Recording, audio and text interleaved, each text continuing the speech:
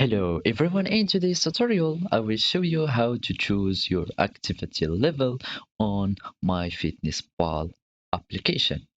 So first you need to have the Myfitnesspal application on your smartphone, and if you don't worry, just go to your smartphone store, which is the App Store for the iPhone users or the Play Store for the Android users. Then you go and you just search for MyFitnessPal.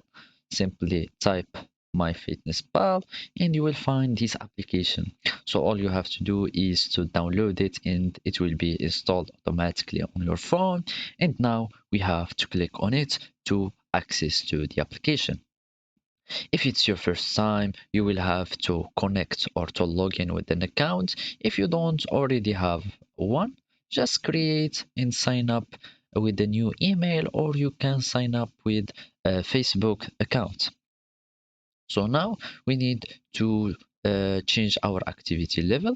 So we will have to go to the settings menu or the settings panel, which you have just to click on the more option or these 3 points icon. Here we will find the goals. We will click on goals, and as you can see there is three type of goals, but we want the activity level. So as you can see, this is the activity level menu or choice.